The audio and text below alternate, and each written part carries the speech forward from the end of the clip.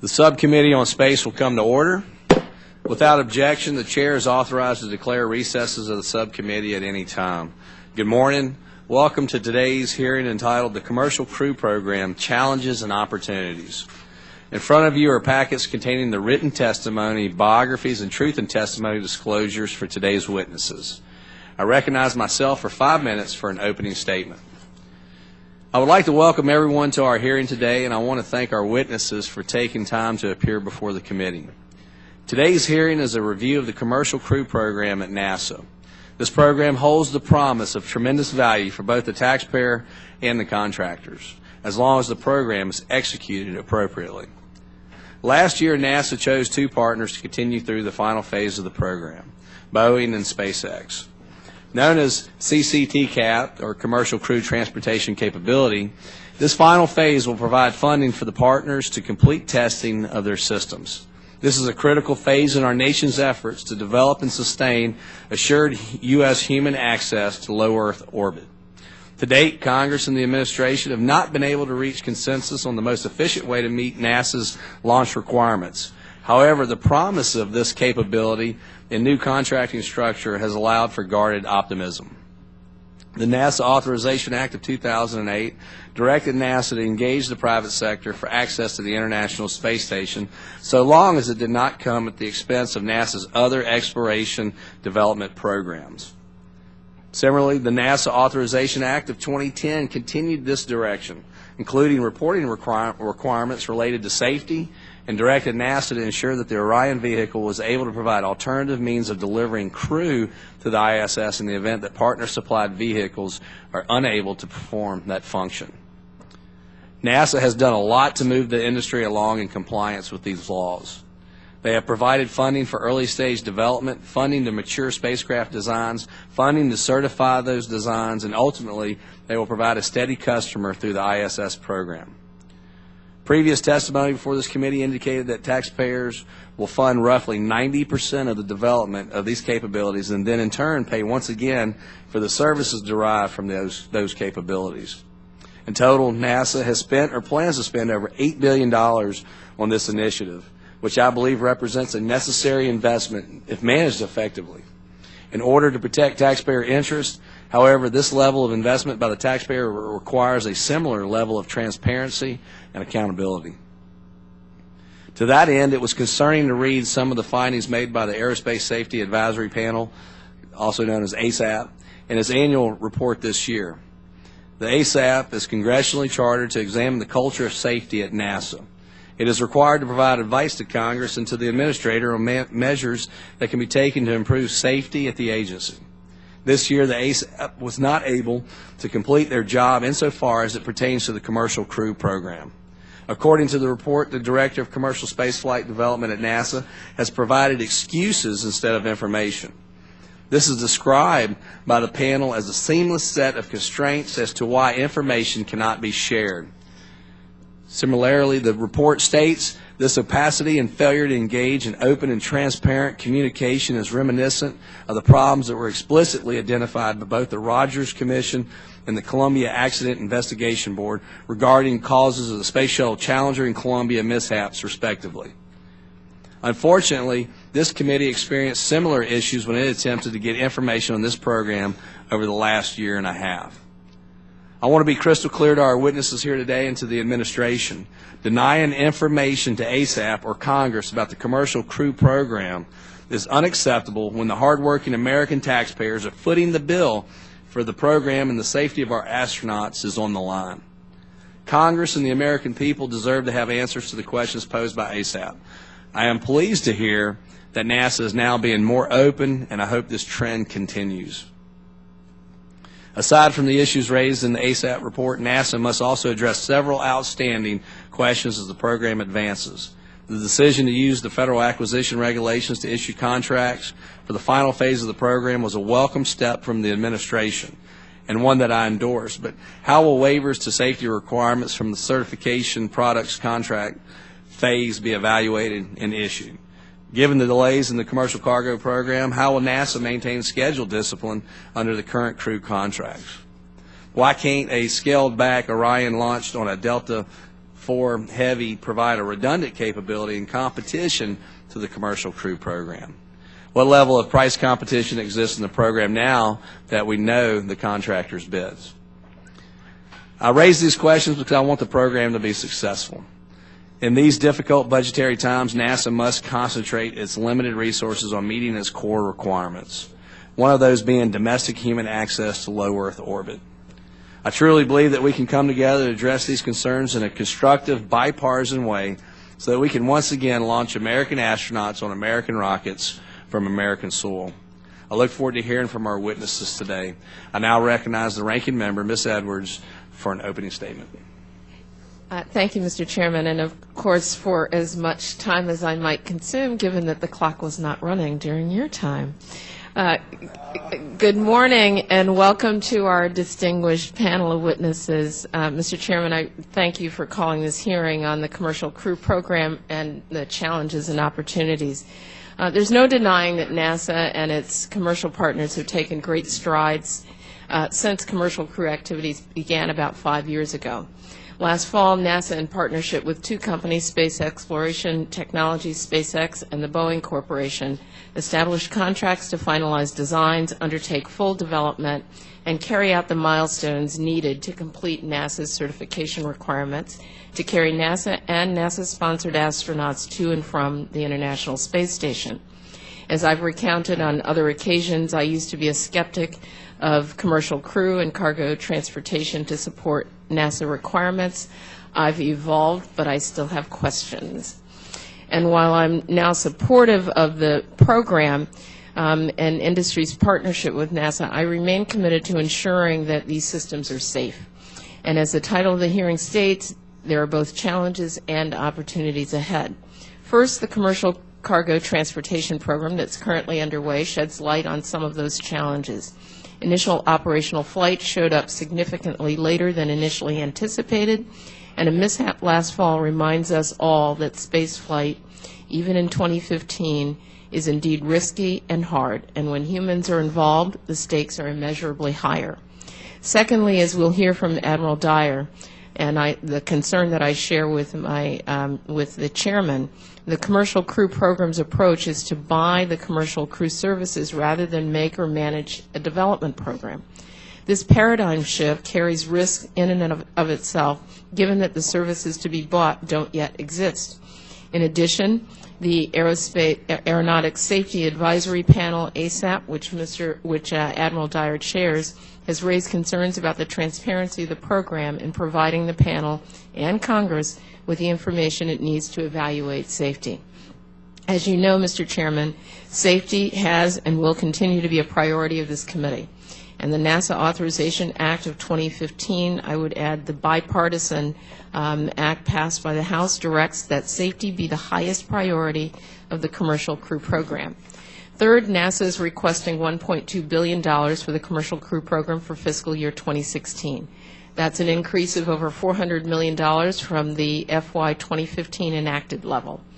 However, the committee, despite having asked, has no independent external analysis by which to evaluate whether NASA's budget requests for the commercial crew program are on target, and whether the amount the taxpayers are being asked to pay is too much, too little, or about right.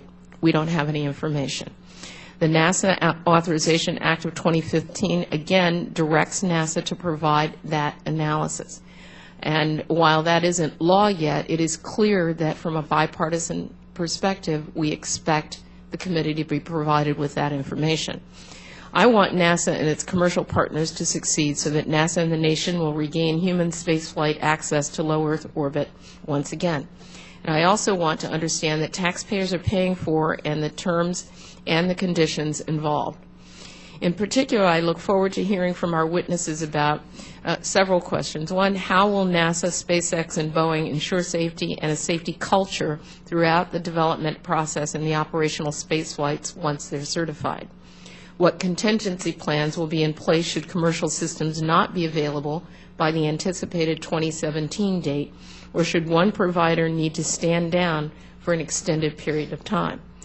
What's needed to appropriately communicate the risks involved in commercial human space flights to Congress, the public, and other stakeholders? And what are the policies in place for cost reimbursement, liability, and risk assumption regarding individual passengers that contractors could potentially carry on NASA-sponsored missions to the ISS?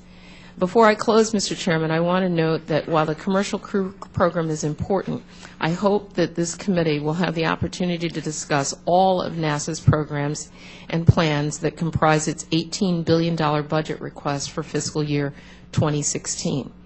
I think we need to continue our tradition of inviting the NASA administrator to come in and testify on the agency's budget request, and I hope we can lock in a hearing in the near future.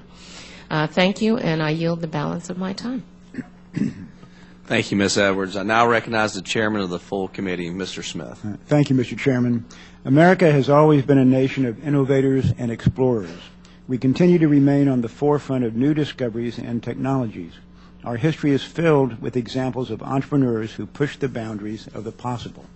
The Commercial Crew Program offers a new way to develop human-rated systems for government access to space, with the goal, of course, of ending our dependence on Russia. Building on the Commercial Cargo Program could be an important change from traditional programs, but only if it is done correctly. Today, the subcommittee will examine the progress made in the Commercial Crew Program. This committee is dedicated to ensuring the government has safe, reliable, and affordable access to low Earth orbit. The U.S. currently pays Russia $70 million a seat for access to the International Space Station. It should be a top priority to launch American astronauts on American rockets from American soil as soon as possible. American astronauts personify our nation's pioneering spirit. They represent our leadership as explorers and agents of discovery. A great deal of trust has been placed in the commercial crew partners, Boeing and SpaceX, that are partnering with NASA to take our astronauts into space. This is an extraordinary responsibility for these companies. It is one that cannot be taken lightly. It is absolutely imperative that we understand the gravity of what it means to carry our astronauts into space. This committee will continue to monitor whether the Commercial Crew Program will ensure safety while also respecting cost and schedule constraints. We can only do this if NASA is open and transparent about the program. The Aerospace Safety Advisory Panel's recent report highlights questions about NASA's level of transparency. The committee has encountered similar issues as well. For the sake of all who are working to make this program a success, I hope this will change. I look forward to hearing from our witnesses today about their progress on these systems and their ongoing relationship with NASA. Their insights into the program are invaluable to us. The commercial space industry offers improvements to the quality of life for every person on the planet. The discoveries and applications that have come from space technology are numerous.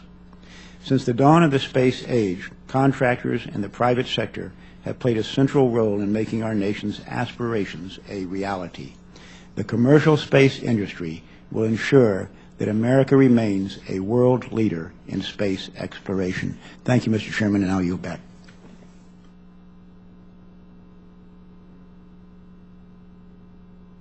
If there are members who wish to submit additional opening statements, your statements will be added to the record at this point. At this time, I would like to introduce our witnesses.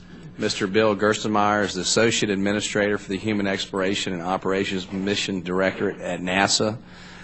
Vice Admiral Joseph Dyer is the Chairman of NASA's Aerospace Safety Advisory Panel, or ASAP. Mr. John Mulholland is the Vice President and Program Manager of Commercial Programs at the Boeing Company.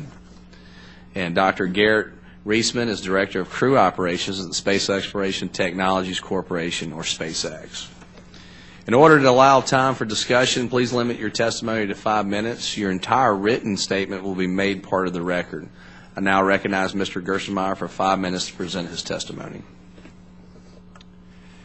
Thank you very much for allowing me to represent the teams that are heavily involved in the development of the crew transportation systems that will end our sole reliance on the Russian Soyuz for transportation to the ISS. This is a very important hearing and a very important capability for the United States. NASA has made tremendous progress in developing these capabilities. The work began under Space Act agreements looking at generic capability and transition to contracts for crew transportation to the ISS. The first phase of the contract, Certification Products Contract, made tremendous progress in establishing clear requirements for the commercial providers and NASA. During this phase, the providers submitted alternate standards, hazard reports, certification plans, and verification plans for their crew transportation systems. The products were developed by the contractors and heavily reviewed by NASA. It's important that this phase allowed the contractors to use their expertise and best practices and submit alternate ways of developing and designing spacecraft using the latest standards. I added 2 pie charts to my written testimony to highlight the significant amount and quality of the work accomplished during this phase. The first pie chart shows the agency was able to accept 55% of the alternate standards as meeting or exceeding NASA's requirements. NASA only rejected 5% of the alternate standards proposed, but there is still open work to be done with the remaining 30% that were partially approved. The second chart shows the variances. These are items where the contractors proposed an alternate method for hazard control, certification, or verification. This chart shows a significant amount of open work, with 53% of the variances needing additional definition and discussion. I see this as a big plus and allows the teams to know prior to contract start areas that will need work. It also is an area that we need to focus on and work over the next several weeks. This chart answers one of the committee's pre-hearing questions, open work and risks. The work in preparation for the CCT CAP award has enabled the teams to understand the designs and risk areas and will be a big advantage in achieving a safe system for crew transportation. Technically, the contract is off to a very good start. However, development and flight of these systems will be a complex and difficult activity for the teams. The Commercial Crew Program has not received the funding requested in annual budgets. This underfunding has caused delays in program execution and in past forced NASA to continue with Space Act agreements as opposed to contracts because of funding uncertainty. The budget appropriated in 2015 by Congress showed a commitment to the program and allowed the agency to proceed with the current contracts. This congressional support is greatly appreciated, and the program hopes to earn congressional approval for the solid budget request that we've made in 2016. The budget request is anchored by negotiated, firm, fixed-price contracts. Funding at these levels is required to end our sole reliance on Russians for crew transportation in a safe and timely manner. In summary, the awarding of the contracts establishes the start of a new phase. Significant real progress continues to be made, as evidenced by the testimonies from Boeing and SpaceX. Despite the protested award, which limited communication and made for a difficult contract start, work continued and is accelerating. The decision to select 2 contracts was not an easy or trivial decision. The decision was carefully evaluated at contract selection, and the benefits of competition during the development phase was seen as necessary to allow for safe, timely, and cost-effective development. The decision was not simply to have competition, but was based on evaluating the details of the proposals and making a selection decision that would provide best value to the U.S. government. Developing new low Earth orbit human transportation systems will not be an easy task. There will be challenges, and difficult decisions will need to be made. The entire agency, safety, engineering, crew health, and safety organizations are actively engaged in this program. The support and interaction with the Aerospace Safety Advisory Panel will also be critical and important. The agency is working well with the FAA, and support for legislation on the government astronaut definition will be needed. The ISS will get a tremendous research benefit, a 100% increase in crew research time from the additional on-orbit crew member provided by the system. The Commercial Crew Transportation Program will take us all working together to ensure the next generation of U.S. low Earth orbit crew transportation systems are developed effectively and safely. Congressional support is absolutely required to develop safe and timely crew transportation systems. I look forward to your questions. Thank you. Thank you, Mr. Gerstenmaier. Now recognize Vice Admiral Dyer for 5 minutes to present his testimony. Thank you, Mr. Chairman. Ranking members, members of the subcommittee, thank you for the opportunity to discuss the Aerospace Safety Advisory Panel's 2014 activities and annual report. Mr. Chairman, I've limited the scope of my testimony to focus on the Commercial Crew Program. Ms. Edwards, I would note that both the chairman and I are Southerners, and I would hope the clock wouldn't run during my testimony either. The ASAP salutes that NASA on the many accomplishments achieved during 2014. Among others, these include safe International Space Station operations, growing traction on the ESD program, and success in supporting ISS logistics via commercial cargo. The leadership and program management of the ISS is highlighted for its openness, transparency, and candor. The ISS culture is, we believe, a spaceflight exemplar. In our 2014 report to the NASA Administrator and the Congress, we noted that NASA is experienced and accomplished in space system procurement by making, managing, and buying. An example of making is a NASA custom-produced satellite. An example of managing is a launch vehicle where NASA manages fulfillment of a performance spec, often designed and generally produced by a contractor. An example of buying would be a commercial satellite launch service from a marketplace that has already established the bona fides of value, safety, and reliability. The CCP program falls into a chasm between the deep insight of managing and that of buying a product already proven by broad market acceptance. With CCP, NASA is operating at arm's length and within a constrained budget. They are attempting to approach commercial crew transportation as buying a service. Yet the maturity of the product may be more suitable for a managed development. Nevertheless, NASA is making laudable efforts to embrace this new model, but is trapped somewhere on a continuum between managing and buying. The panel strongly believes that communications and transparency necessary to ensure safety must be a central part of the program. Regrettably, the panel has been unable to offer any informed opinion regarding the adequacy of certification or the sufficiency of safety in the commercial crew program due to constraints placed on our access to needed information. Within CCP, candid and timely, transparent information has been insufficient. The lack of transparency has been a concern for a number of years, despite the discussions with the Director of Commercial Space Development and with senior NASA officials at headquarters. Those sets of constraints, Mr. Chairman, which you addressed as well, included a seamless series that began with the acquisition strategy is still being approached, therefore it can't be discussed. That information is pre-decisional. Responses that said the incident investigation is still being conducted and we're not prepared to address. Next was that it was source selection sensitive. And lastly, a protest has been filed and we're unable to address. All these statements are true, but these should not have been absolute barriers to the sharing of information. The responses by the Director have been a compilation of all the reasons information was withheld rather than figuring out how to make things work. The ASAP members are, after all, special government employees. The panel is concerned that the lack of candor is not limited to interactions with the ASAP, but may extend to other internal and external stakeholders. This issue is reminiscent, we believe, of problems identified by both the Rogers Commission and the CAVE. NASA knows how to work in an open and transparent manner, and as noted, the ISS is a great example. Going forward into 2015, the Administrator has committed to making the changes necessary to resolve this situation. Two other quick topics, Mr. Chairman, if I may.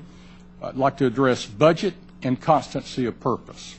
With regard to budget, the panel believes it is critically important to sustain sufficient funding for the CCP program to sustain competition.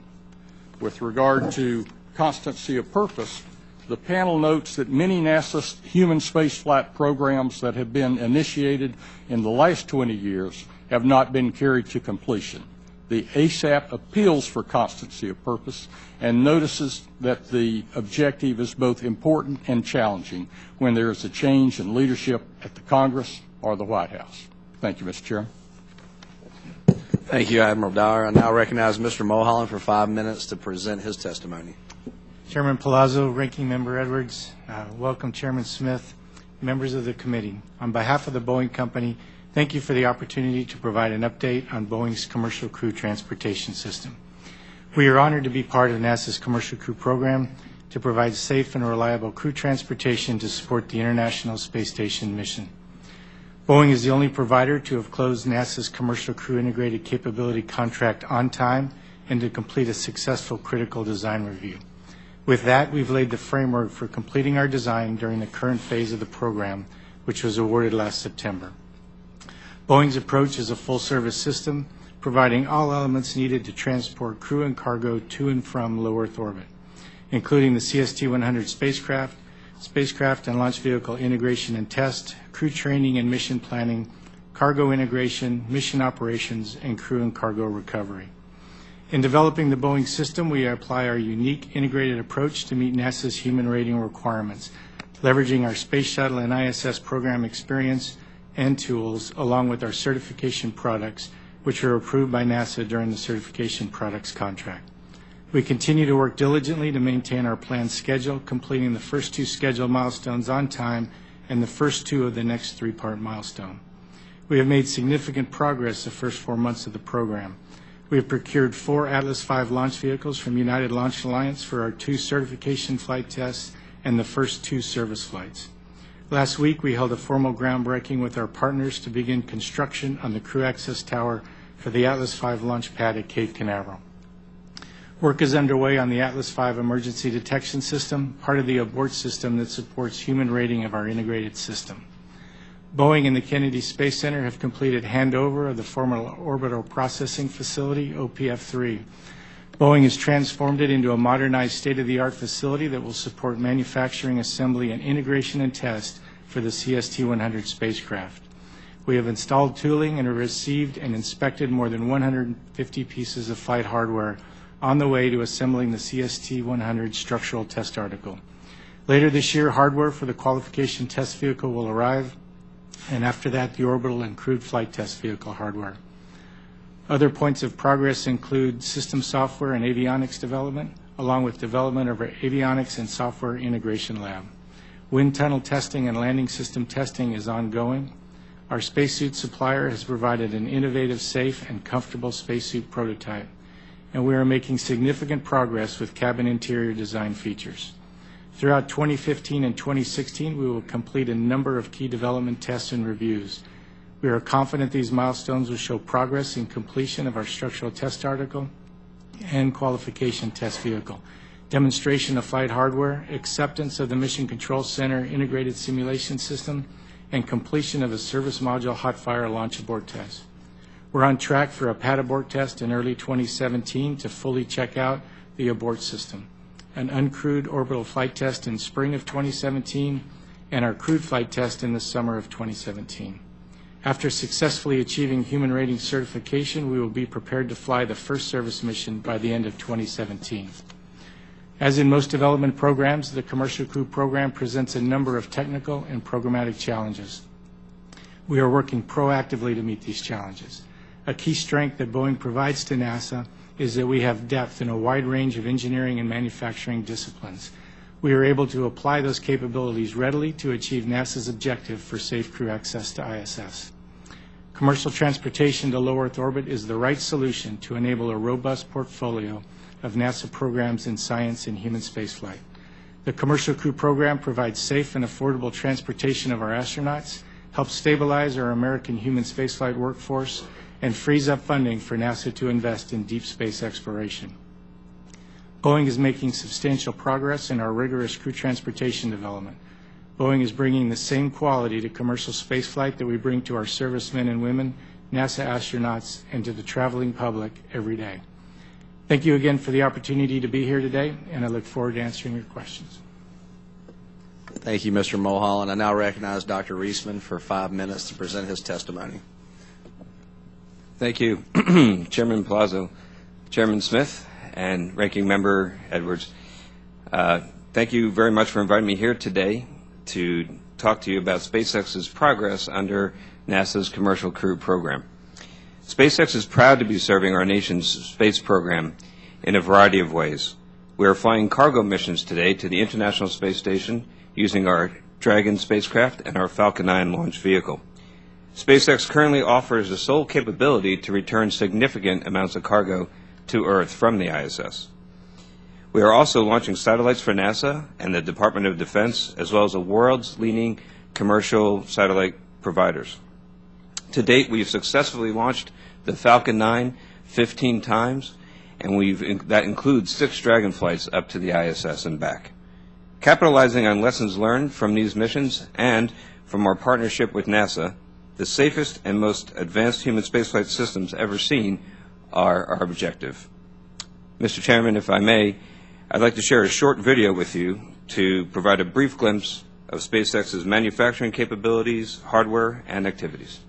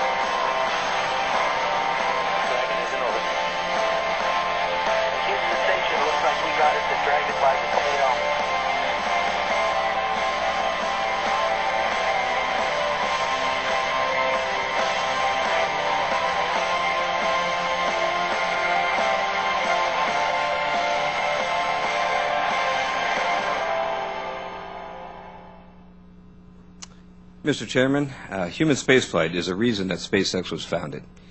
Safe human spaceflight is of paramount importance to SpaceX and also to me personally. Having been an astronaut at the time of the Columbia accident, I could tell you that I never want our country to have to experience a loss like that again. The safety and reliability that we have designed into the Falcon 9 and the Dragon reflect this long-standing intent. We are working steadily, thoughtfully, and efficiently with NASA to yield the safest and most reliable astronaut transportation system that the world has ever seen. SpaceX believes that competition is critical to safe, timely, and assured access to space. The Aerospace Advisory Panel, the GAO, and NASA all agree that competition is an essential feature of this program. The value of redundant space transportation systems has also been repeatedly and recently demonstrated. However, since 2011, the United States is dependent entirely on Russia to transport our astronauts to the International Space Station. This is not a situation our great nation should accept. Together, we will fix this, and in only a few more years, we'll be launching once again Americans on American rockets from American soil.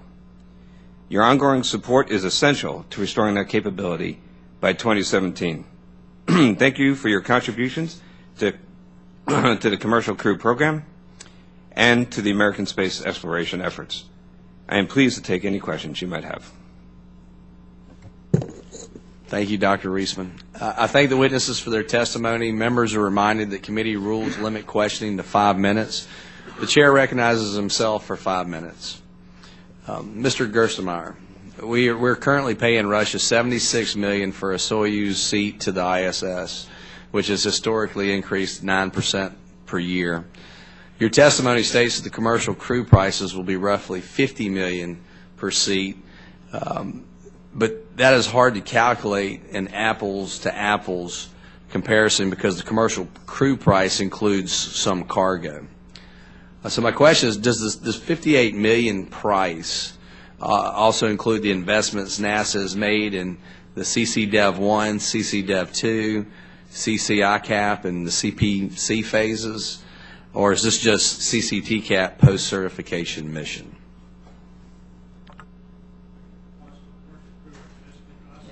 I can't hear you. The costs for commercial crew are just the costs associated with the post-certification mission activities. They do not include the developmental costs. What would the price per seat be if you included all development funding for the commercial crew program? Again, I can go ahead and do that calculation for you. I'll take the question for the record. We did the calculation. we did the calculation with the way we did because it's a fair comparison with the Soyuz. We didn't include the Soyuz development costs associated with the Soyuz vehicle in those numbers. So it's the cost that NASA pays for the actual service we need to go to ISS. And that's the reason we did the calculations the way we did. So you want to take a stab at, I mean, if you included the total development costs, would it be twice that of $58 million? Is it twice that what we're paying the Russians? Less than that? It'll be probably slightly more than the Russian seat price if you include the development cost in there, and we can do the calculation as I described. Thank you. Your testimony also states that you anticipate rebaselining the CCT cap scheduled milestones and that there will be a relatively large number of changes. Your statement also indicates that this will not affect contract costs. So my questions are, will these milestone changes affect schedules? And while I'm sure that all parties are very motivated to develop a capability as soon as possible, does NASA have any leverage in these contracts to ensure performance based on a schedule? For instance, if schedules are not met, are payments simply delayed until milestones are completed? Are the payments lost, or are the payments scaled back? Again, the payments will not be made until the milestones are satisfied. So those payments are essentially held back, in a sense, until those are met.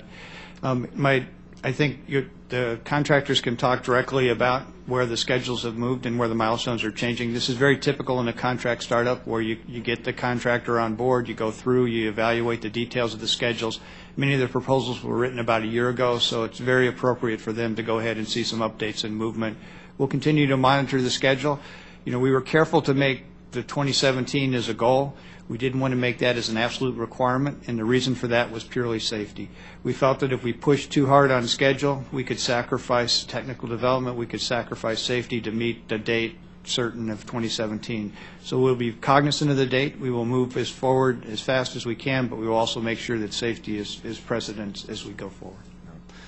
Mr. Mulholland? Chairman, if I might add, our final proposal submittal to NASA assumed an August 1st authority to proceed.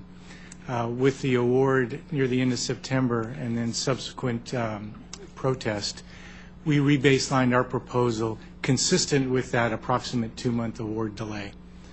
We did not want to compress our schedule or take any technical risk at this time.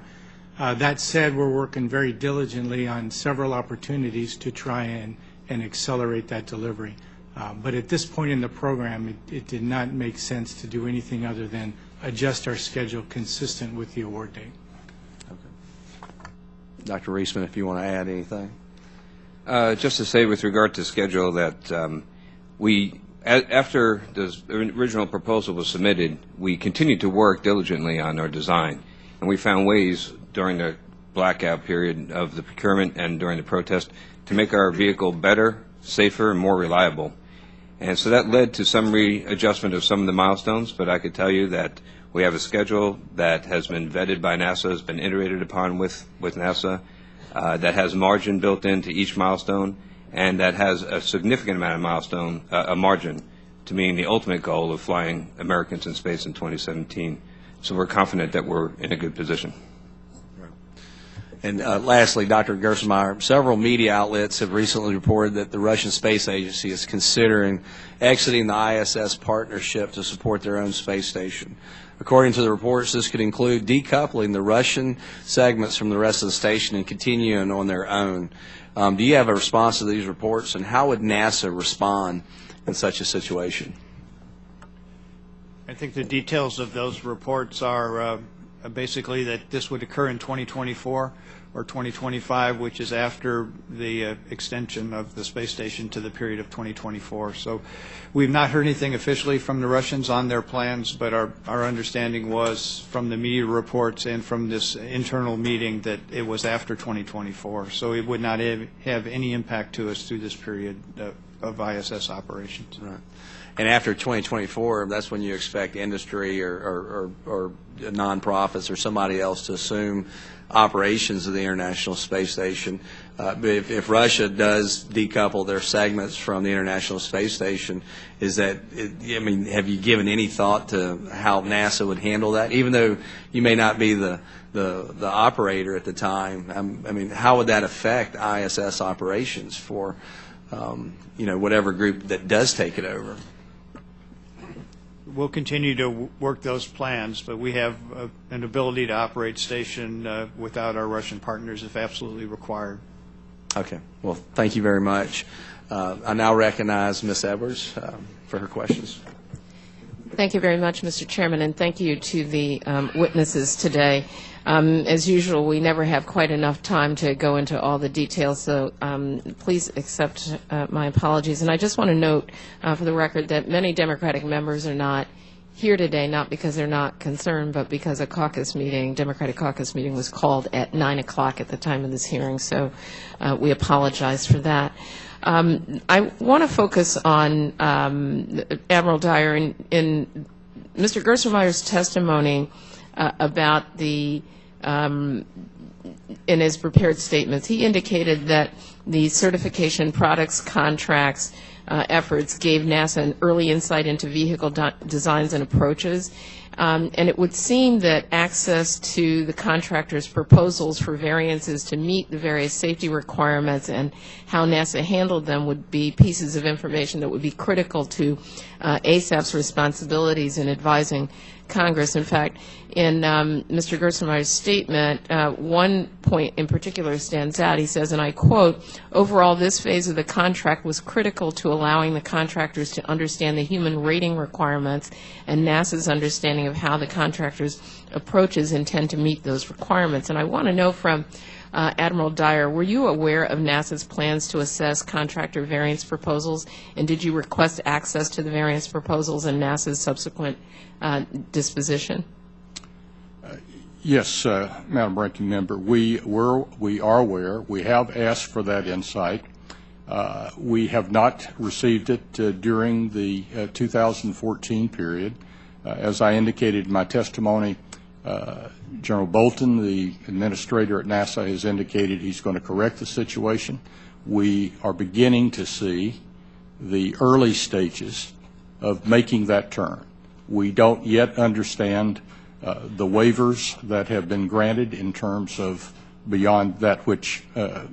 Gerstenmaier shared this morning. We look forward to that insight, but we don't have it yet. Would that information would, of course, help you in terms of your advice both to the Congress, but also the kind of partnership that's necessary from NASA so that we can make sure that we really are paying attention to the safety concerns that all of us have expressed an interest in, and we all want to be on the same page about those things. Isn't that right?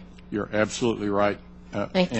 And we look forward to that insight. Thank you. So I want to turn to Mr. Gerstenmaier, because I'm really, as I hear this, I'm just incredibly dismayed about ASAP's difficulty in obtaining the kind of information that they need to advise the Congress. So, and although I hear that there are conversations now about how that's going to happen, it still hasn't. And so I want some assurance today, and I know the committee, all of the committee actually, wants the assurance today that ASAP will have full and unfettered access to contract information that's required to ensure document traceability of safety throughout the development and certification of commercial cruise systems. And so can you give me that assurance today? Yes, ASAP will have access to all the contract details associated with the variances and the other activities that can help them do their job. We began. When? We already have done that in January. Admiral Dyer can discuss the meeting we had in January with the ASAP panel. We're beginning to give all that data to them, and we will continue to give it to them. Okay, and so, I mean, when could we expect, if we were asking as a committee, that ASAP would have what they need to date? Immediately.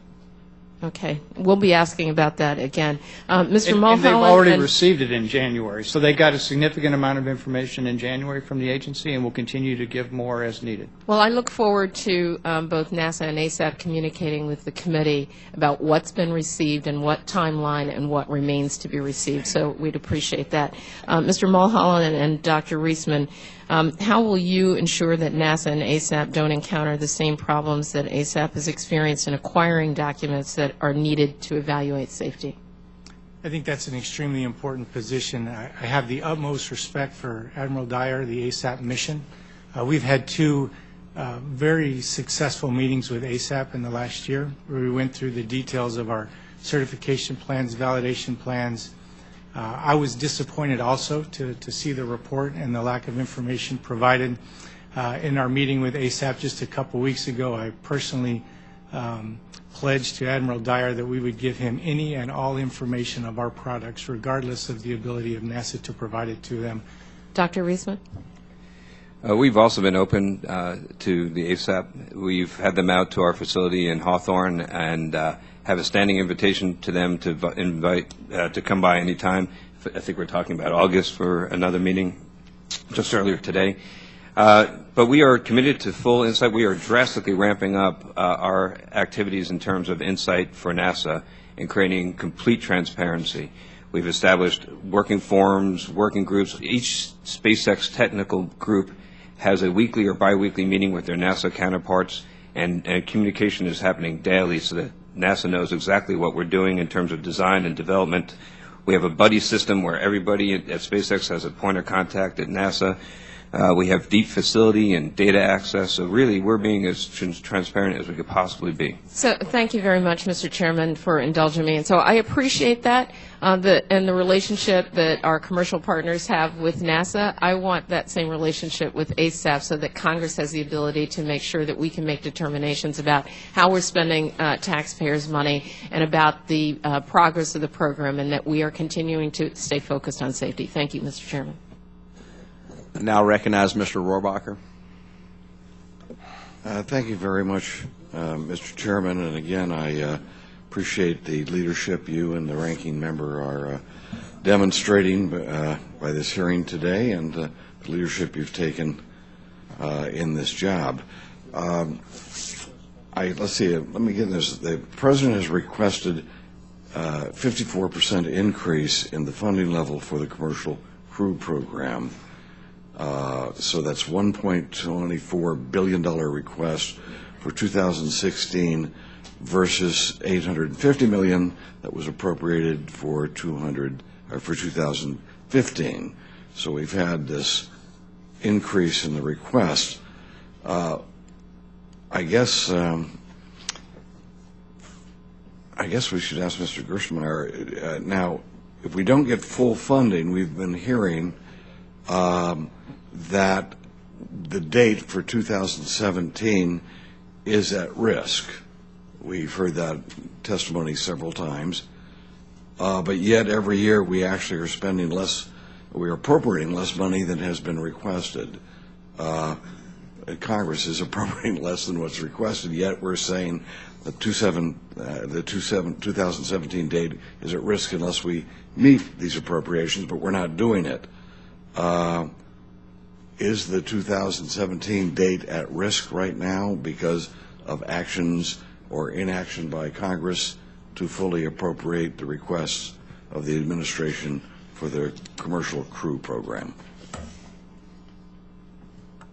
Again, as I said in my written and oral statements, the problem of not getting appropriate funding in the past years has caused us to slip from earlier delivery dates where we had planned to be earlier in 2015 and 2016, depending on which budget we submitted. Now we're sitting at 2017. The 805 that was provided this year in 2015 is acceptable to continue to hold that date, is consistent with the contracts. The funding that we need in 2016 is absolutely required to hold the 2017 date. Okay. So if we don't get the full amount that you've requested, which is $1.24 billion, we could expect the date to slip. Yeah, the date will slip, and more importantly, there's very important work that needs to be done in this near-term time frame that is important for both safety and also important for the overall design of the vehicles. And without that funding, we will impact those other objectives as well as just the date. Okay. So for every year that we let this slip, we are dependent on the Russians for the transportation at $76 million per seat. So how much will it cost us extra if we are letting that date slip? We use 6 seats per year, so you can do the math. So that is a very considerable price that we're paying, maybe more than even what if we just go ahead and fund the program. I hope that that sinks into people's minds there. So And so let's just, and it's also note, we're depending on the goodwill of the Russians. And I want to note that they are showing goodwill. They could actually cut us off altogether, which is another reason why we want to make sure that the crew program that we're talking about, that we get back in this business. So every year that we delay this underfunding, we actually are paying the Russians an enormous amount for transportation. That needs to sink in. Now, in terms of how much would it cost, Mr. Gersmeyer, if we've heard the witnesses here from the two companies that are leading the way. They're point companies in this effort. How much more would it cost us if we were going about to achieve the same crew capabilities that we're trying to achieve, if we were going through the old process that NASA used to have in developing this type of technology? We have two private sector companies here. We know the cost of that. How much more or less would it have cost if NASA would have gone through the old system, not the non-commercial system, as the Admiral detailed the difference between what the commercial approach was and the old NASA approach was? I can't provide you a specific number, but it's very extremely more efficient to do it the way we're doing it today. And again, the structured approach we've used, where we use Space Act agreements first, and then we did the CPC portion of the contract in this contract, is to save the agency significant amounts of funds over a typical procurement that we would have done from a basic kind of manage from the beginning type of activity with these providers. So just in summary, Mr. Chairman, what we have, although we're looking at a major expense here, this is a lot less expensive to go with these private sector operations than if we went with the traditional way NASA would have gone about developing this same capability. Thank you very much. I now recognize Mr. Byer. Thank you, Mr. Chairman. 3 questions for you, Mr. Gerstenmaier. First, after the Columbia Accident Investigation Board said that safety should be the highest priority, NASA's astronaut office was more specific, urging that the next crewed spacecraft in a low Earth orbit should have a loss of crew ratio of no more than 1 in 1,000. Do the LOS loss of crew, loss of mission requirements for the commercial crew vehicles, are they still the 1 in 1,000? How do they compare with those for the space shuttle? And do you have the insight into the commercial crew contracts necessary to be assured that these vehicles meet the loss of crew, loss of mission requirements? We have the appropriate insight to evaluate meeting our loss of crew and loss of mission requirements. I think we also have the requirements in our contracts in the 1130 set of documents that describe exactly the loss of crew numbers. They are not the 1 in 1,000 numbers that the crew requested, and we believe that that's not technically achievable. We think it's also very difficult to determine loss of crew precisely. There's a tremendous variance about that number. It's a very difficult number to calculate with any assurance of exactly what that number is. But we're very interested in keeping that number understood. We'll review that again with the ASAP. We've had discussions with them again in January about how we will meet those numbers and ensure we have crew safety. The other big advantage of these systems is they have an abort system, which was not present on the shuttle system. That allows for essentially the vehicles to abort if something occurs with the rocket underneath, which we did not have in the shuttle program.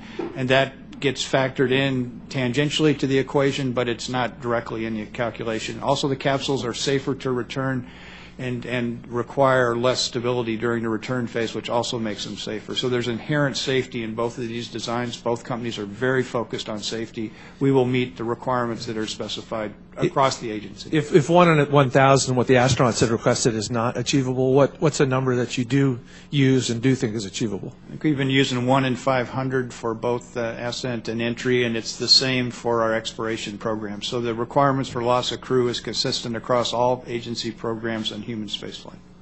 Mr. Gerstenmaier, on the slippage issue, if for some reason SpaceX, Boeing's not able to perform by 2017, will you be able to extend the contract with Roscosmos?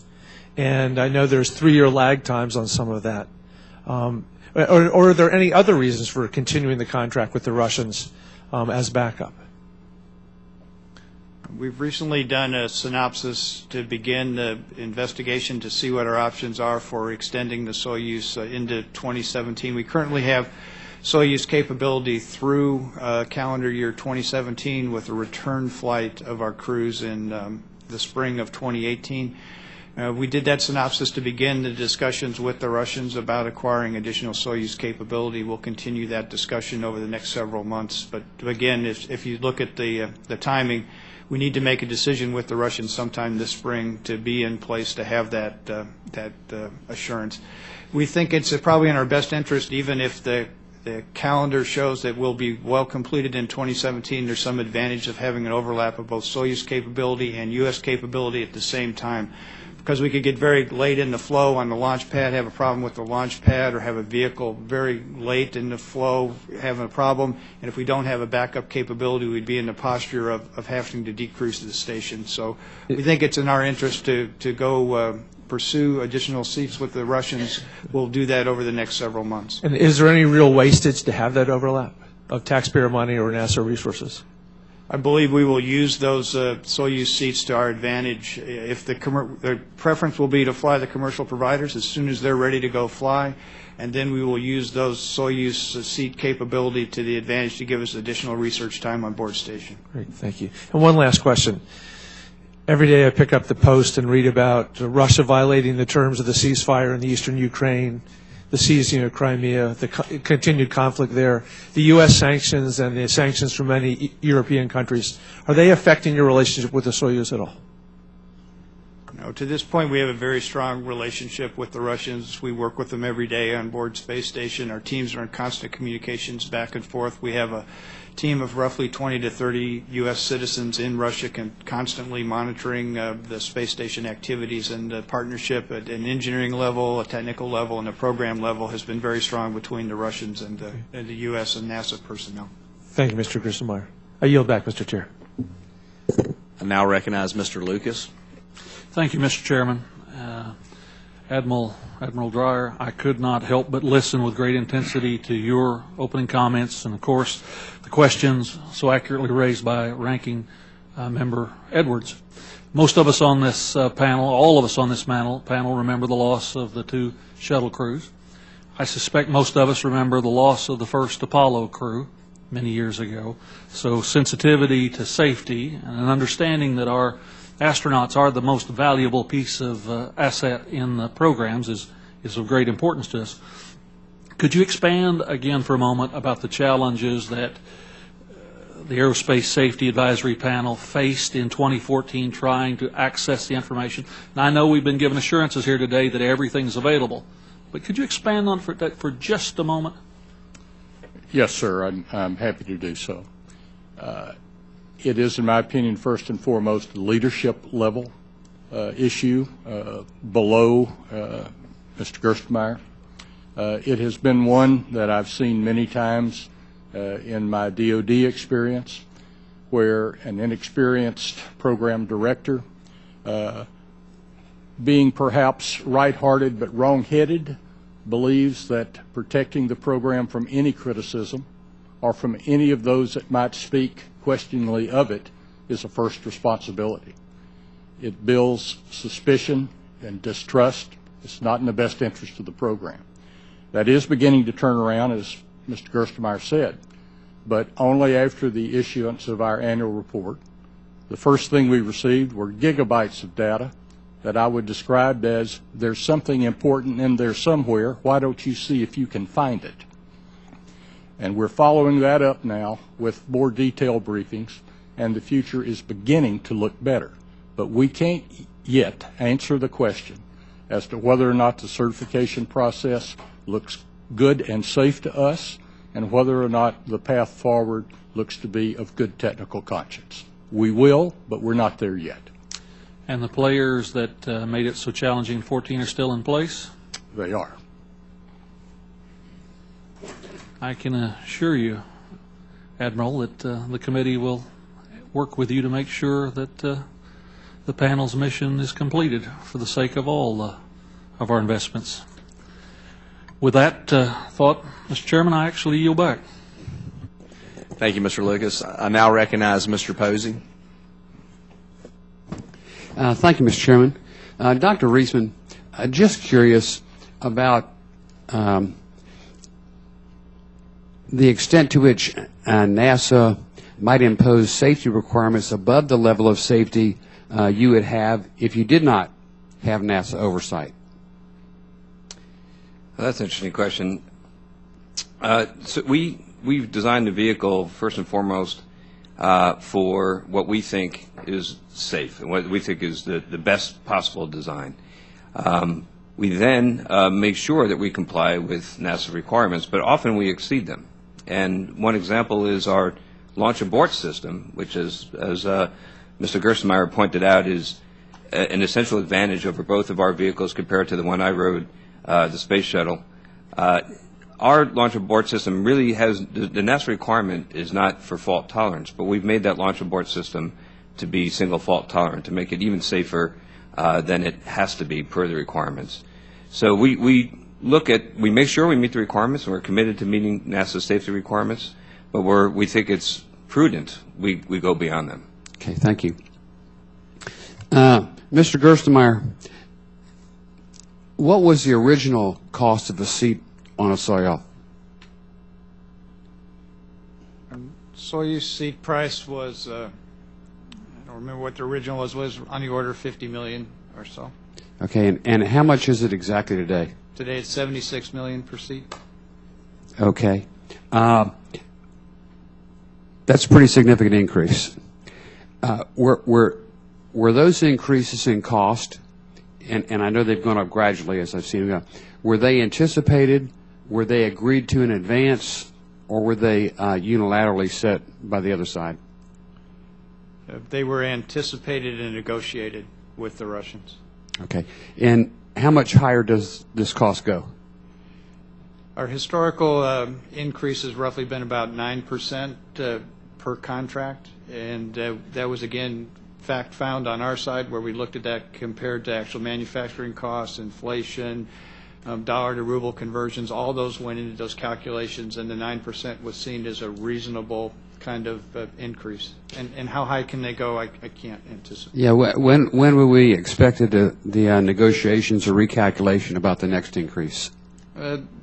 We're in the process of doing that now. We started with the synopsis, of which we've received comments back. We're beginning discussions with the Russians on the contract, as I just described to you. Okay, and when do we anticipate that will be complete? It'll probably be complete in the next several months. And we should look at probably a minimum of 9%, say another $7 million increase minimum? I think that's very reasonable. Okay. And then when is the next reanalysis scheduled after that? We don't anticipate requiring any more additional seats after the seats we'll acquire this time. We would anticipate acquiring 6 seats for 2018. We believe that provides sufficient overlap, as I described earlier. Thank you, Mr. Gerstenmaier. Mr. Mulholland, I understand that the CST-100 is designed to fly on multiple rockets. Can you discuss what makes the versatility possible, as well as what rockets is capable of using, and why you chose Atlas V as the launch vehicle? Absolutely. One of our original design parameters on the CST-100 was to design the spacecraft for all launch vehicles in this class, to make it easier if in the event we needed to switch to another launch vehicle. We chose the Atlas V obviously because of its reliability. It's flown 52 times with 100% mission success, unparalleled technical and schedule reliability. But from day one, we designed the CST-100 for launching on Delta. We have worked with SpaceX in the past to understand the loads of the Falcon 9. And we've also worked with emerging launch vehicle providers to ensure that we drive in long-term affordability through the entire life cycle of the program. Very good. Thank you, Mr. Chairman. I yield back. I now recognize Mr. Knight. Thank you, Mr. Chair, and thanks for having this today. I have just a couple of quick questions, Mr. Gerstenmaier, on as far as competition, when we're having 2 companies involved, can you give me kind of an idea of how beneficial that is, having competing for not just dollars, but competing for safety, competing for innovation. Can you give me an idea of where we are in that? I think there's a tremendous benefit to the U.S. government and to NASA to have competition during this development phase, and it's much more than cost, as you described. You know, if we run into a problem or concern with the safety aspect, to not be totally reliant upon one contractor and have the other one available to go ahead and continue is very important to us. If they run into a technical problem, maybe a manufacturing problem, parts delivery problem, or they have a test failure somewhere along the way, it's having another provider available to us to move forward and continue to keep progress heading towards commercial services is extremely important. So there's numerous benefits along those lines during this development phase that keeps both companies at the top of their game, keeps innovation in the system, keeps making them want to go ahead and make these milestones to keep moving forward. So it's extremely important to have competition during this development phase.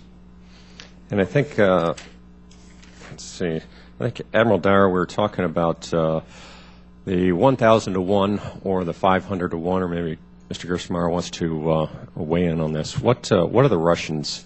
When we're sending them up, what do we expect of them, or what kind of track record do they have? Are they on a 1,000 to 1, are they on a 500 to 1, or are they on less than that?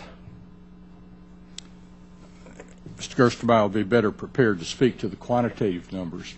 I will tell you that the Soyuz services do represent, given their years of support and the numbers of missions that they've launched, it does represent a buy opportunity. It's market proven, and the bona fides of reliability, safety have been demonstrated over time. I would say if you look at their actually demonstrated reliability, it's probably a little bit less than the 1 in 500 from kind of a calculation standpoint. But then if you look at their actually demonstrated performance, it's fairly high. And the fact that, again, they have a pretty robust system overall with a good design margin in it, and it's been demonstrated over the years. So I think Soyuz again has the abort system on the spacecraft, much like the other providers. It's also a capsule design with a proven fairly simple reentry capability. So it probably has a calculated number slightly less than what we'll get with the commercial providers, but from a demonstrated and actual proven over the multiple years, it's probably slightly better. And I think you can hear from this panel and from any American that safety is the most paramount issue when we're talking about sending our young men and women into space. When we were talking about cost, it's about 77 now, and I guess the new contract will bump it up to about 84, and that would be comparing to 58 when the American companies are doing this. We are not calculating in the development of the American companies. We're not calculating in all the things that get us to that point where we're sending Americans into space. So it is a little apples to oranges when we're talking about tax dollars, but it's somewhere down the road those lines are going to meet, and the American taxpayer is going to get a benefit.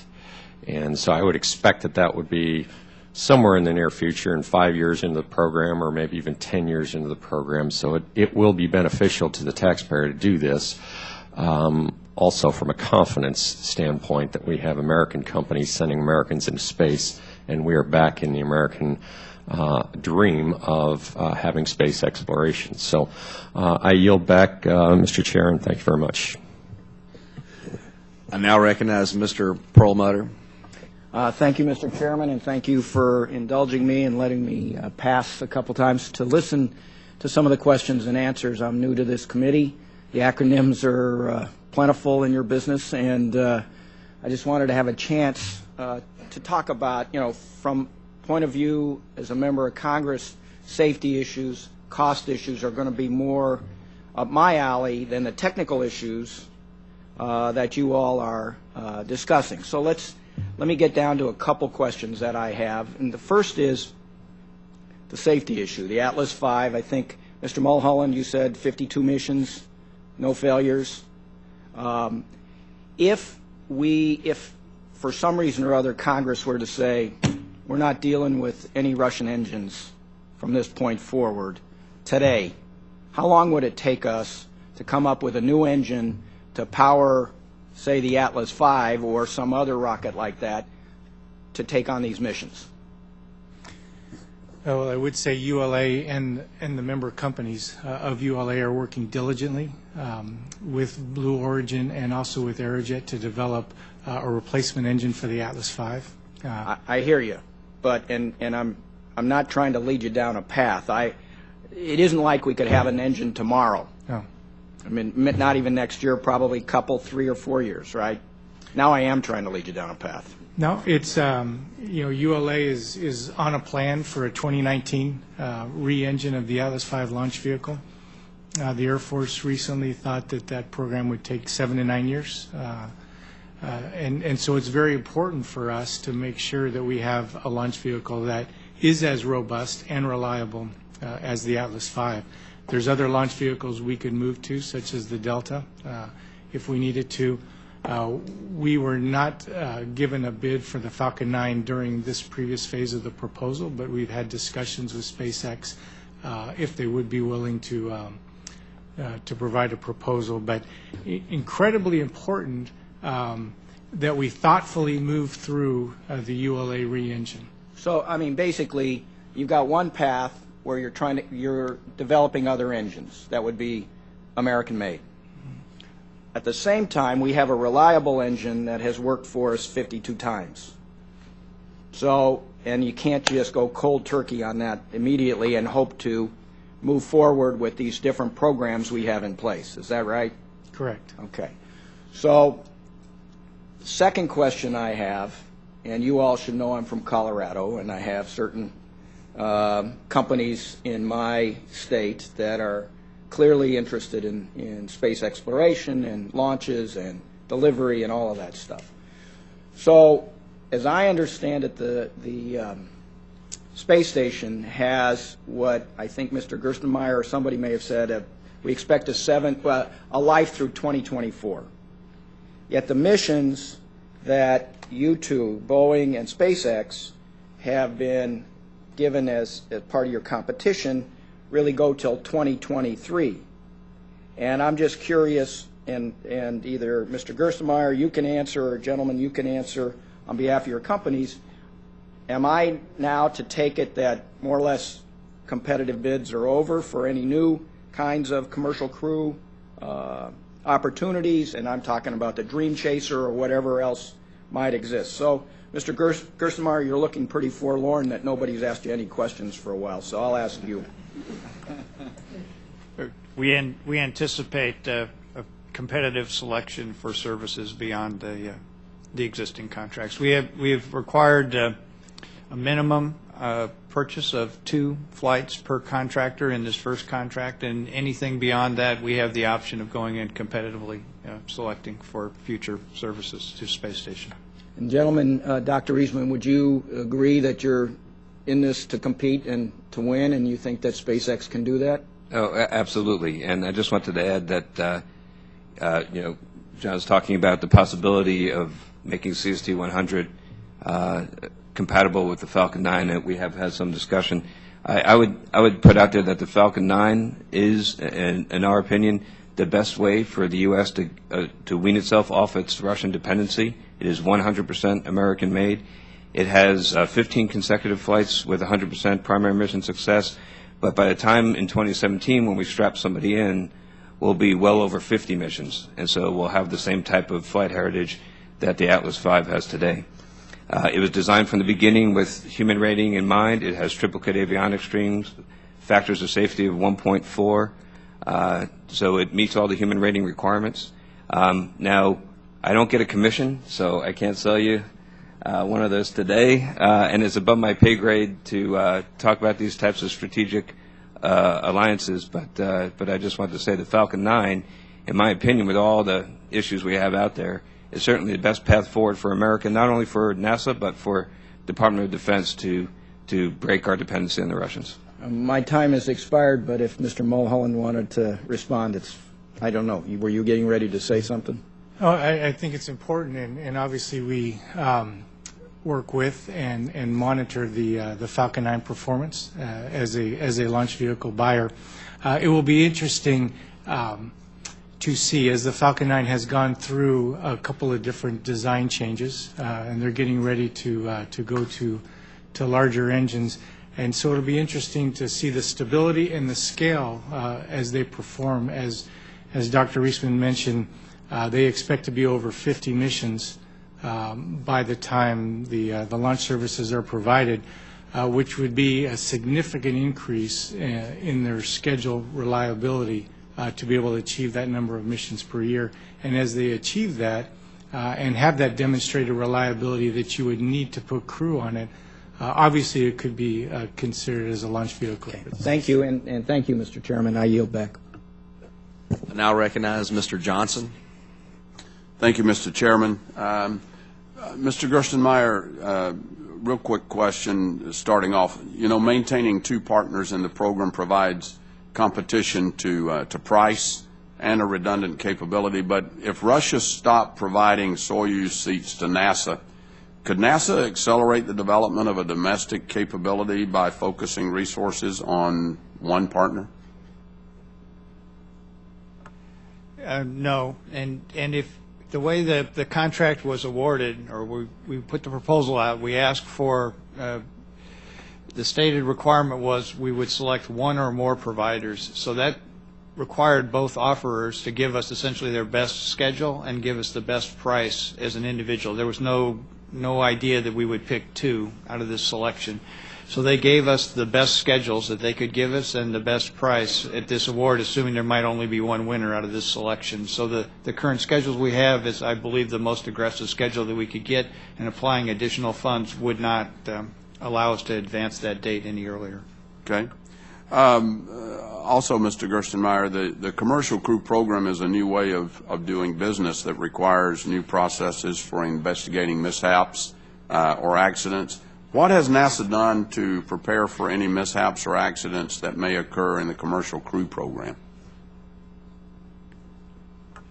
Again, we would treat these as a major mishap. There's also congressional investigation that would probably be required and incurred for loss of life associated with these programs. It would be similar to the kind of requirements we've had before for our human spaceflight programs in terms of investigation and requirements following a mishap. So is it accurate to say then that procedures are in place to address investigations and oversight of investigations? Those procedures are in place. We'll review them again, probably along with the ASAP and also with Congress, to make sure they're current and make sure they're up to date with where we stand today. But the processes and procedures we have in place today are the basis to start from. But like with any program, we can go back, reflect on them, look at them, and potentially improve and enhance them. Are they spelled out in the contracts? Are these procedures spelled out in the contracts with the partners?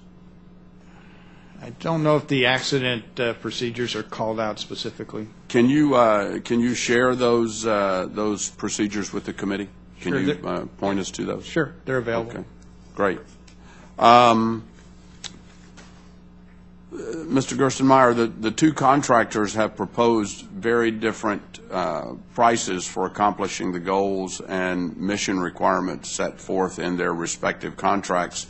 How do you account for this large discrepancy in development costs between the two competitors? That question is better posed to them.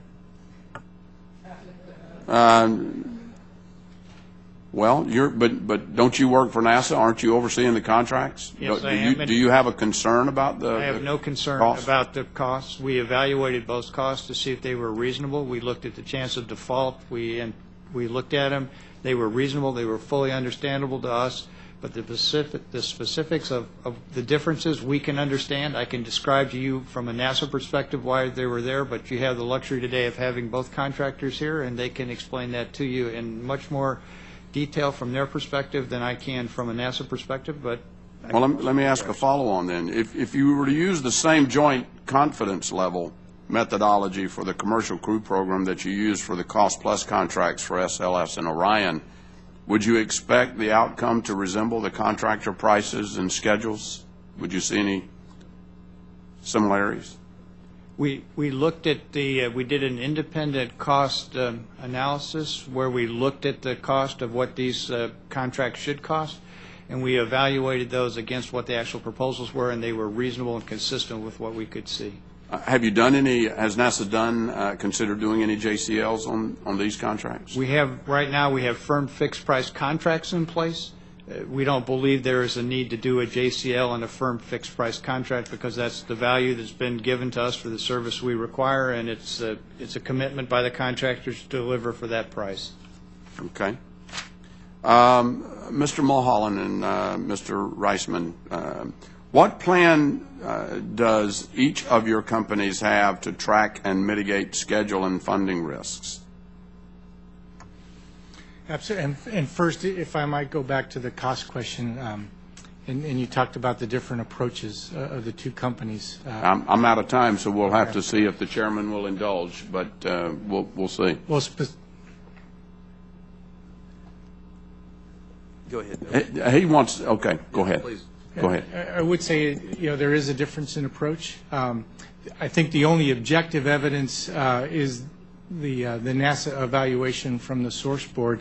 Mr. Gerstenmaier put it in the record, and so the whole source selection statement is laid out.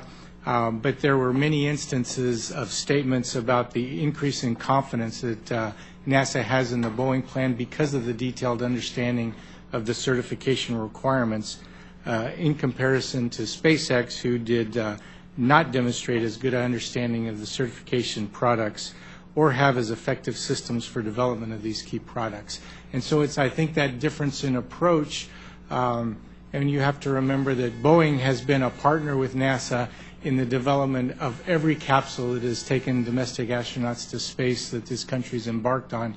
And so it's that deep legacy and knowledge of an understanding of what it takes to design, certify, and then field a human-rated spacecraft. Right. And so a lot of focus from our standpoint on the robustness of the design and the robustness of the processes needed to not only ensure safety in the design, but safety in operation through the life cycle. Okay, thank you. Mr. Reisman, you want to?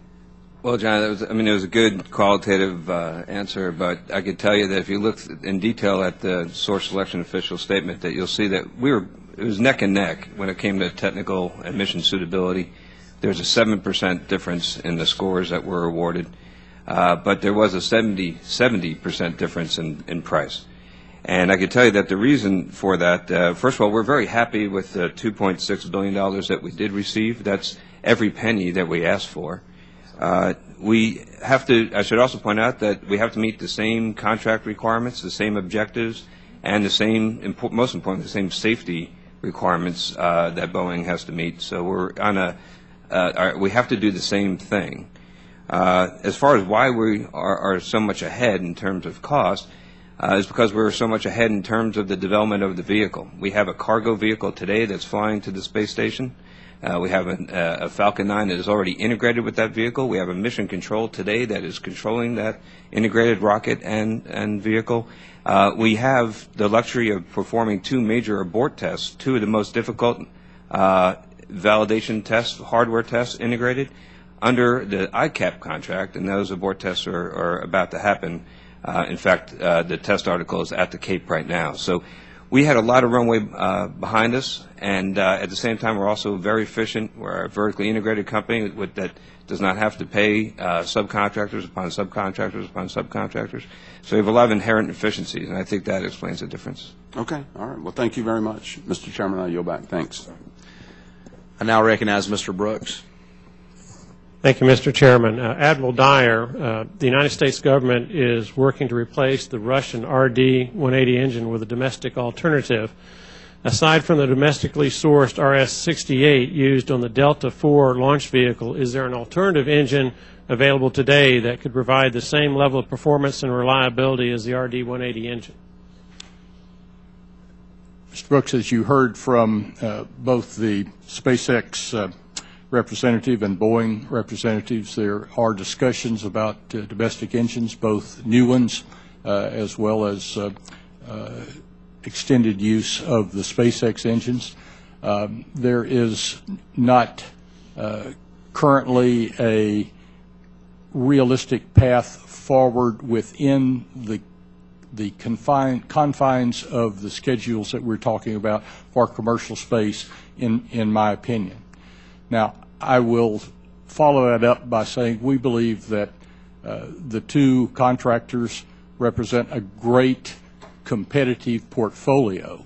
On the Boeing side, they have challenges of process innovation, cost, and finding a way to a new engine in time. On the SpaceX side, we would submit that the challenges are configuration controlled and design stability as they find innovative and new ways of doing business with new equipment. But it's a great portfolio. An engine is critically important, but it's not, in my opinion, on the path between now and the end of ISS. You've answered my second question to some degree, Admiral Dyer, but if you'd like to add anything additional to this second question, feel free. And after you have responded, Mr. Gerstenmaier, Mr. Mulholland, and Dr. Reisman, if you would like to share your insight, I'd appreciate it. How important, then, is it for the United States government to develop a domestic replacement for the RD-180? Well, I think it's critically important for two reasons. For geopolitical reasons, to have an engine that is American-made and unencumbered is important. And perhaps it's a sin, but there's a prideful issue of American-made that I think needs to be considered and addressed as well. Would any of the other three like to add their insight? Mr. Gerstenmaier? No? Mr. Mulholland? I would say it's important to have domestic capability over the long term. ULA and the member companies are actively pursuing it. But I'd also like to add that the relationship that we've had with Russia in human spaceflight has been long-lasting and beneficial to both companies and has allowed us, I think, a bridge to weather some difficult political situations that we've had globally. And so that relationship with Russia has been beneficial to us, and I believe will continue to do so. Dr. Reisman? I think a number of us have mentioned that, we all think it's very important for this country to have assured access to space without being dependent on any other country, especially a country that we're having a difficult geopolitical situation with. And there's multiple ways you can go about doing that. You can start a development program for a brand new engine to replace rockets that are using Russian engines today in America. But just again, I want to emphasize we have a rocket that is 100% American and is standing by ready to do these missions. We're going through the certification process with the Commercial Crew Program for human certification. We're also getting very, very close to completing certification with the Department of Defense for EELV. So we think we are standing by and ready to provide that capability for the country. Thank you, Dr. Reisman. Admiral Dyer, I have about a minute left. This question will be for you. Your recent report appears somewhat critical of NASA's transparency regarding the Commercial Crew Program. Did the issues for which the criticism was based extend to the contractors? NASA is the controller of information and the nexus of many of our questions. The contractors have been open and sharing and showing us their facilities, sharing their designs with us, and sharing the questions that they have posed to NASA. Our questions in terms of which waivers and deviations have been requested, how are they being filtered and sorted, which ones have been approved, and what's the thought process behind the approvals of those specific waivers. Thank you, Admiral Dyer, and thank you, Mr. Chairman. I yield back. Thank you. Votes have been called.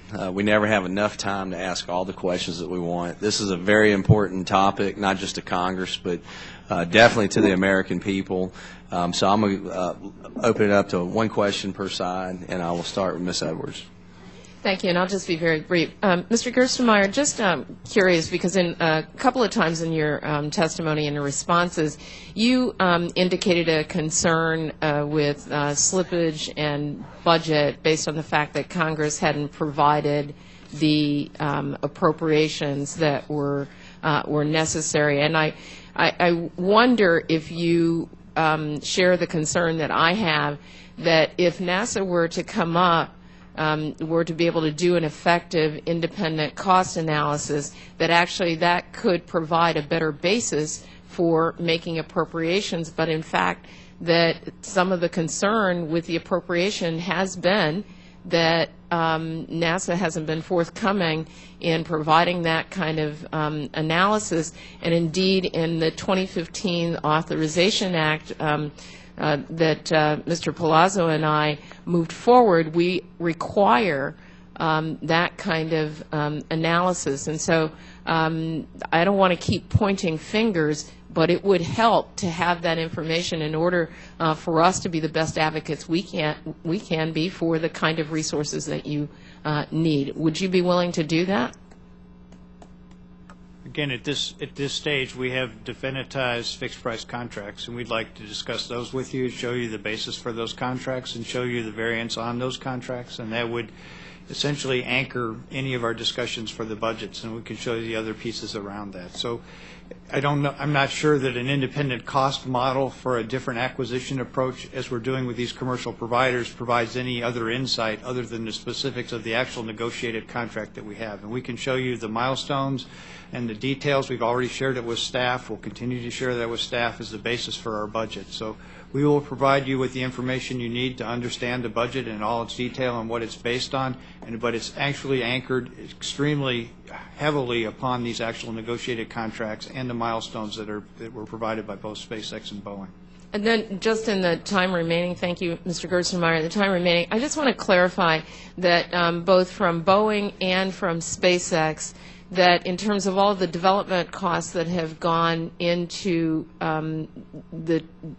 both your efforts, what percentage of that has been provided by taxpayers and what percentage of that has been provided by you independently as commercial companies?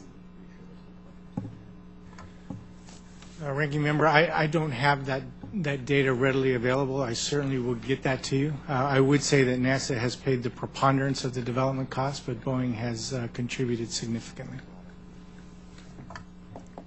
So I'm going to unfortunately have to say the same thing, and I just asked the guys behind me; they don't know either.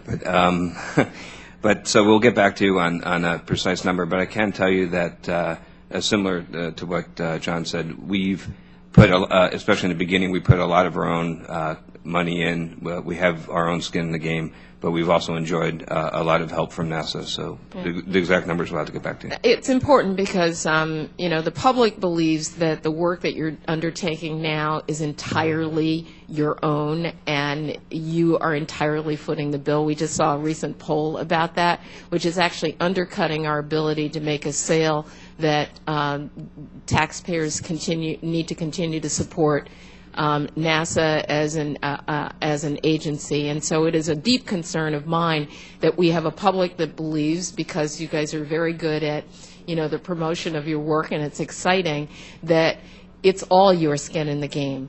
And so why not just turn it all over to the private sector as though the taxpayer shouldn't meet any of that burden at all. And my estimates, the estimates that I have, show that taxpayers have skin in the game to the tune of about 90%, and you all 10%. And I don't have a problem with that, but I don't want anybody in the public going away believing that this is all commercial and that taxpayers and NASA, therefore, don't need to be doing this work. And I thank you for your testimony. All right. Thank you, Ms. Edwards. Because of the lack of time, I'm going to forego my question. I am going to submit questions for the record. There's been a lot of talk about, what is actually the true cost per seat for sending American astronauts on American rockets back into space. Only time will tell, but the American people are really going to be the ones to decide, how much are they willing to spend on, maintaining, or not maintaining, but achieving American access to space and also maintaining America's leadership in space. So I want to thank the witnesses for their valuable testimony and the members for their questions. The record will remain open for 2 weeks for additional comments and written questions from members. The witnesses are excused and this hearing is adjourned.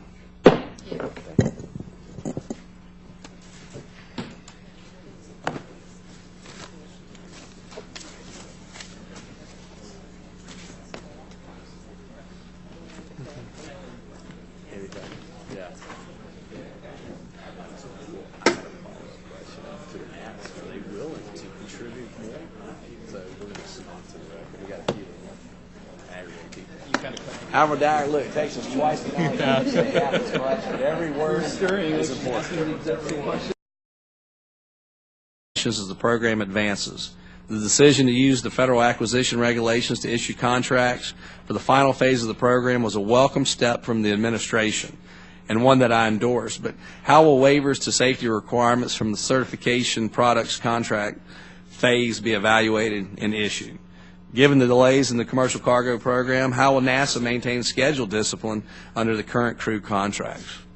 Why can't a scaled-back Orion launched on a Delta IV Heavy provide a redundant capability in competition to the commercial crew program? What level of price competition exists in the program now that we know the contractor's bids? I raise these questions because I want the program to be successful. In these difficult budgetary times, NASA must concentrate its limited resources on meeting its core requirements, one of those being domestic human access to low Earth orbit. I truly believe that we can come together to address these concerns in a constructive, bipartisan way so that we can once again launch American astronauts on American rockets from American soil. I look forward to hearing from our witnesses today. I now recognize the ranking member, Ms. Edwards, for an opening statement. Thank you, Mr. Chairman, and of course for as much time as I might consume, given that the clock was not running during your time. Good morning and welcome to our distinguished panel of witnesses. Mr. Chairman, I thank you for calling this hearing on the commercial crew program and the challenges and opportunities. There's no denying that NASA and its commercial partners have taken great strides since commercial crew activities began about 5 years ago. Last fall, NASA, in partnership with two companies, Space Exploration Technologies, SpaceX, and the Boeing Corporation, established contracts to finalize designs, undertake full development, and carry out the milestones needed to complete NASA's certification requirements to carry NASA and NASA-sponsored astronauts to and from the International Space Station. As I've recounted on other occasions, I used to be a skeptic of commercial crew and cargo transportation to support NASA requirements. I've evolved, but I still have questions. Previous testimony before this committee indicated that taxpayers will fund roughly 90% of the development of these capabilities and then in turn pay once again for the services derived from those capabilities. In total, NASA has spent or plans to spend over $8 billion on this initiative, which I believe represents a necessary investment if managed effectively. In order to protect taxpayer interests, however, this level of investment by the taxpayer requires a similar level of transparency and accountability. To that end, it was concerning to read some of the findings made by the Aerospace Safety Advisory Panel, also known as ASAP, in its annual report this year. The ASAP is congressionally chartered to examine the culture of safety at NASA. It is required to provide advice to Congress and to the Administrator on measures that can be taken to improve safety at the agency. This year, the ASAP was not able to complete their job insofar as it pertains to the commercial crew program. According to the report, the Director of Commercial Spaceflight Development at NASA has provided excuses instead of information. This is described by the panel as a seamless set of constraints as to why information cannot be shared. Similarly, the report states this opacity and failure to engage in open and transparent communication is reminiscent of the problems that were explicitly identified by both the Rogers Commission and the Columbia Accident Investigation Board regarding causes of the Space Shuttle Challenger and Columbia mishaps, respectively. Unfortunately, this committee experienced similar issues when it attempted to get information on this program over the last year and a half. I want to be crystal clear to our witnesses here today and to the administration. Denying information to ASAP or Congress about the commercial crew program is unacceptable when the hardworking American taxpayers are footing the bill for the program and the safety of our astronauts is on the line. Congress and the American people deserve to have answers to the questions posed by ASAP. I am pleased to hear that NASA is now being more open, and I hope this trend continues. Aside from the issues raised in the ASAP report, NASA must also address several outstanding questions. And while I'm now supportive of the program and industry's partnership with NASA, I remain committed to ensuring that these systems are safe. And as the title of the hearing states, there are both challenges and opportunities ahead. First, the commercial cargo transportation program that's currently underway sheds light on some of those challenges. Initial operational flight showed up significantly later than initially anticipated, and a mishap last fall reminds us all that space flight, even in 2015, is indeed risky and hard, and when humans are involved, the stakes are immeasurably higher. Secondly, as we'll hear from Admiral Dyer, and the concern that I share with the chairman, the commercial crew program's approach is to buy the commercial crew services rather than make or manage a development program. This paradigm shift carries risk in and of itself, given that the services to be bought don't yet exist. In addition, the Aeronautics Safety Advisory Panel, ASAP, which Admiral Dyer chairs, has raised concerns about the transparency of the program in providing the panel and Congress with the information it needs to evaluate safety. As you know, Mr. Chairman, safety has and will continue to be a priority of this committee. And the NASA Authorization Act of 2015, I would add the bipartisan act passed by the House, directs that safety be the highest priority of the commercial crew program. Third, NASA is requesting $1.2 billion for the commercial crew program for fiscal year 2016. That's an increase of over $400 million from the FY 2015 enacted level. However, the committee, despite having asked, has no independent external analysis by which to evaluate whether NASA's budget requests for the commercial crew program are on target, and whether the amount the taxpayers are being asked to pay is too much, too little, or about right. We don't have any information. The NASA Authorization Act of 2015 again directs NASA to provide that analysis. And while that isn't law yet, it is clear. The subcommittee on space will come to order. Without objection, the chair is authorized to declare recesses of the subcommittee at any time. Good morning. Welcome to today's hearing entitled The Commercial Crew Program, Challenges and Opportunities. In front of you are packets containing the written testimony, biographies, and truth and testimony disclosures for today's witnesses. I recognize myself for 5 minutes for an opening statement.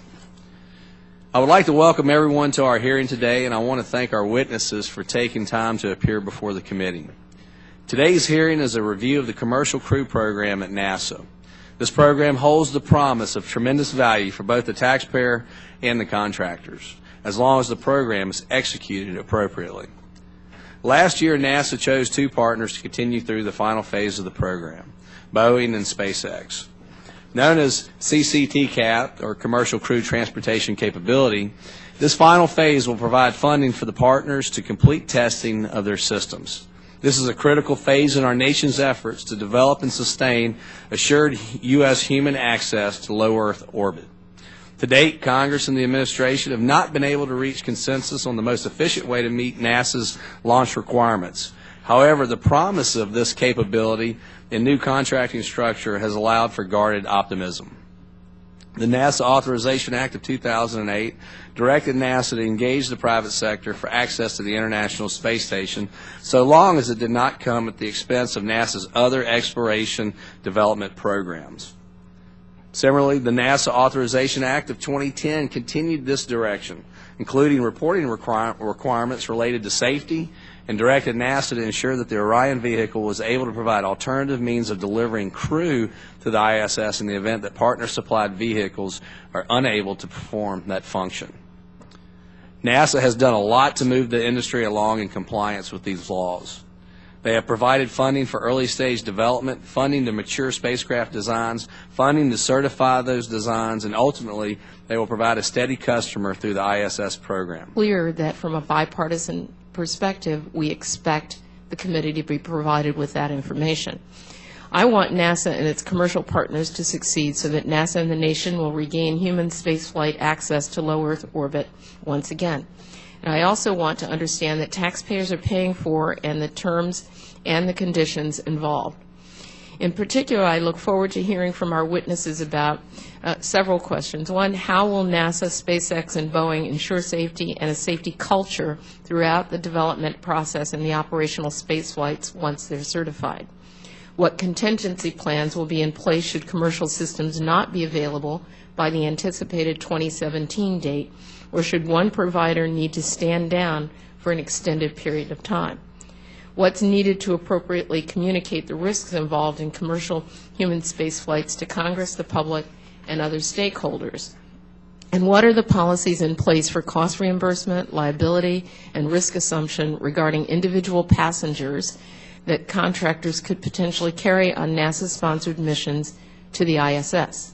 Before I close, Mr. Chairman, I want to note that while the commercial crew program is important, I hope that this committee will have the opportunity to discuss all of NASA's programs and plans that comprise its $18 billion budget request for fiscal year 2016. I think we need to continue our tradition of inviting the NASA administrator to come in and testify on the agency's budget request, and I hope we can lock in a hearing in the near future. Thank you, and I yield the balance of my time. Thank you, Ms. Edwards. I now recognize the chairman of the full committee, Mr. Smith. Thank you, Mr. Chairman. America has always been a nation of innovators and explorers. We continue to remain on the forefront of new discoveries and technologies. Our history is filled with examples of entrepreneurs who push the boundaries of the possible. The Commercial Crew Program offers a new way to develop human-rated systems for government access to space, with the goal, of course, of ending our dependence on Russia. Building on the Commercial Cargo Program could be an important change from traditional programs